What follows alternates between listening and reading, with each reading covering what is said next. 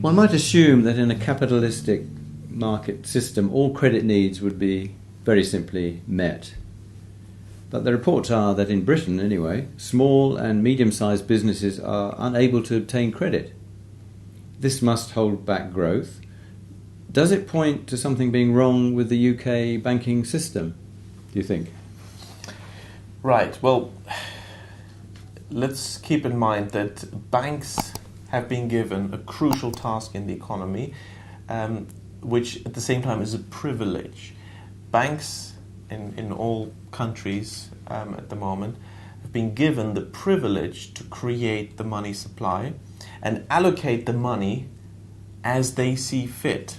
Now, over time, of course, this accumulation of credit allocation decisions by banks will shape the economy. Right. Now, despite this crucial role and this long-term impact on the economic landscape, banks weren't told when they were given this privilege to create and allocate the money supply, now go out and do this wisely. They weren't told to do that, and of course what they've been doing is really just look after their own interests. Right. As it turns out, they can't even look after themselves. Just look at the banking crisis. So this just shows the great need for banks to receive help from the government in making sure that what they do is good for the banking system in the long run, is sustainable, and most importantly, is good for the economy. Now, when we look at particular countries, say the UK, we find that each country has certain national characteristics in the structure of the banking system. Okay. In many ways, the UK is an extreme case. All right. But let's just compare the UK with another major economy in Europe, Germany. When we look at the UK banking system, we notice that about 90% of deposits, 90% of the banking market is accounted for by 5 banks. So we have a highly concentrated banking system. These are the 5 main high street banks.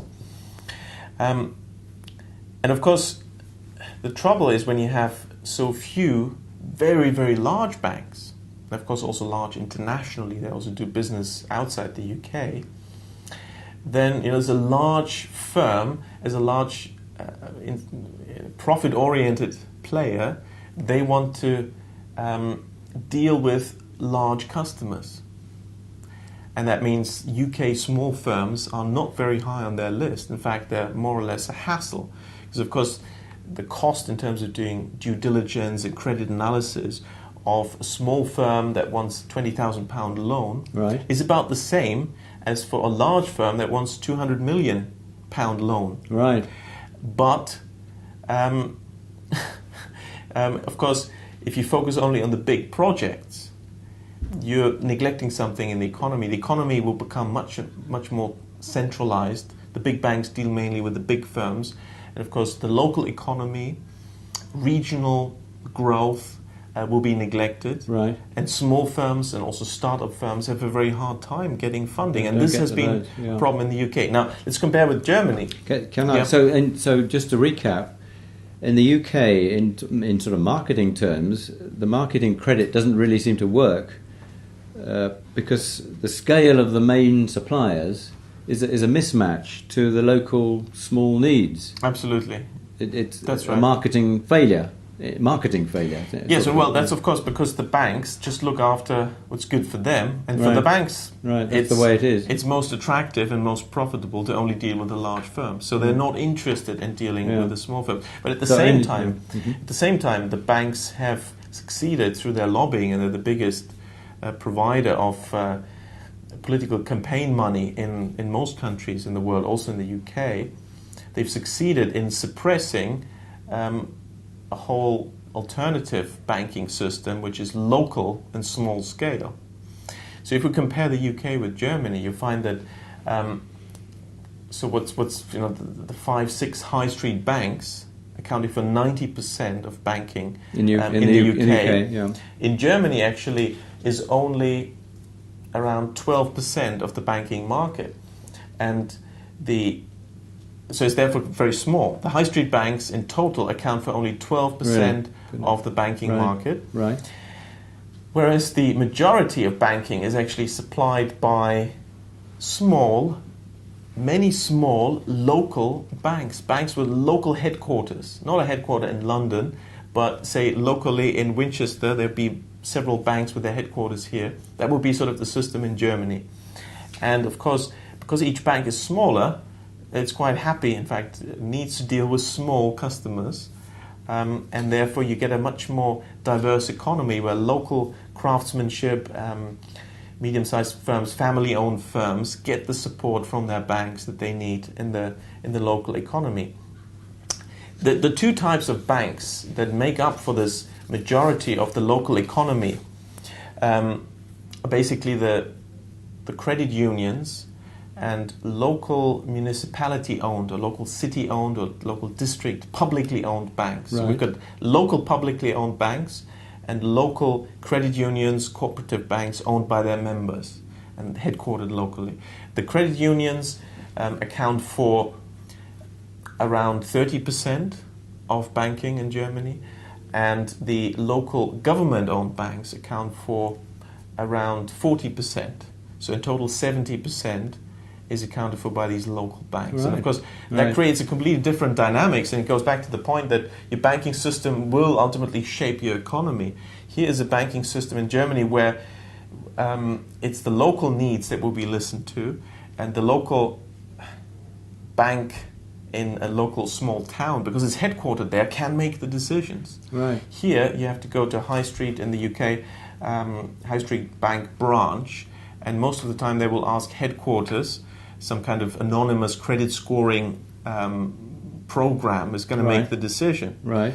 Of course, this is also not very good for trust and mutual credibility. And of course, to make a loan sustainable, it's very important that there is a relationship of trust between the bank and the customer. And this is much more likely to take place on a local, smaller scale, where the bank knows the customer and the customer knows the bank, and perhaps as a child grew up knowing this bank manager, right. And so on. So, how likely is it that he's going to run with the money? Right, It's far less likely in this much more local, also personal, person-to-person based system. Right, and it also gives a money supply, a local money supply. Exactly, that's the other component. I mean, in the UK and many other countries in the last 10, 20 years, people have realized that for sustainable economic activity, we also need to encourage local economic activity where there's not such carbon mileage in transporting things around the world. And so this idea of local currencies is being promoted. And this Lewis pound, for example, or some local currencies, they've been issued. That's now. Lewis in Sussex in That's England. Yeah, yes. Yeah. Now, these systems, they don't add to the money supply. Actually, there is already a local currency system in place in countries such as Germany, where we have these local credit unions and the local publicly owned banks. Because, of course, as we said, when banks grant credit, they create money. So that's your local money supply that is injected locally. Right. Where it's wanted. So you do get a much more decentralized economy that responds much better to local needs, and there's much more diversity in such a system. And of course, a more centralized system tends to be just good for the very few oligopolistic banks. Yeah, so Germany's got a good record of growth, steady growth over quite a length of time. Yes, looking at the financial crisis, of course, also makes this point that these locally headquartered banks, they're not interested in the speculative credit very much, because that's particularly attractive to the large banks. Right. Whereas the local banks want to lend locally, and they're not very much interested in investing in, say, credit derivatives based on US subprime or some other foreign, financial instruments. Right. As a result, they did very well in the financial crisis, and therefore it's clear that this is much more sustainable. It leads to more stable growth, fewer economic cycles, and when there's a crisis, there's more durability in the system. Right. And so these are key advantages of a locally based, decentralized credit system. Right. So this credit union type of banking, what's the scale of it in the UK? In the UK, credit unions are tiny. They account for less than 2% of banking. So that's a shockingly low number. In Germany, as we said, it's around 30%. In fact, in many countries in both Europe, but also, say, even Ireland or Canada and the US, credit unions are a much bigger part of the economy. So, well, basically legislation in the UK has been very much against credit unions, and legislation has favoured the large banks. So, of course, the role of the authorities is very important, and certainly in some countries, in Germany, the credit unions have been always part of the system, and the regulators have always allowed them to create and allocate credit. Right. So the role of the regulators is important. In Germany, the Bundesbank, the central bank, well, before the introduction of the euro and the ECB, was the independent central bank. It was also a key bank regulator, and it's succeeded really in avoiding an asset bubble. In Germany, there hasn't been an asset bubble since the Second World War. Right. While the Bundesbank was independent, now it's a different story with the ECB. Of course, that's what's likely to happen next. But you see, the role of the central bank is also important. Right. One would have thought that with the good example of Germany having sustainable growth over a long period, that other countries around the world are learning from that example. Is that so? Unfortunately, no. That's not what's happening. Quite the contrary. Both the European Union and also other international organizations are putting enormous pressure on Germany to get rid of its quite successful system.